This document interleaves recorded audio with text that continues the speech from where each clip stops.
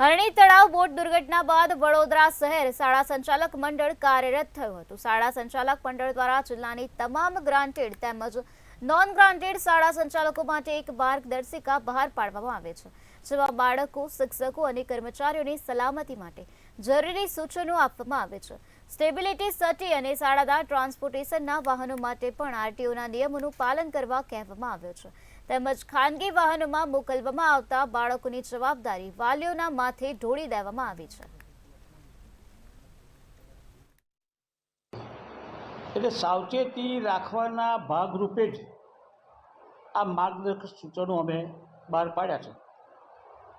આ સૂચનો છે એ કમ્પલસરી નથી। કઈ સ્કૂલે અમલ કરવો, કઈ સ્કૂલે ન કરવો, એનો કેવી રીતે અમલ કરવો એ દરેક સ્કૂલની વિવેક બુદ્ધિ ઉપર છોડ્યું છે। છેલ્લા સેન્ટેન્સમાં મેં લખ્યું જ છે કે આનો દરેક શાળા સંચાલકે, આચાર્ય પોતાની વિવેક બુદ્ધિ પ્રમાણે એનો ઉપયોગ કરવો।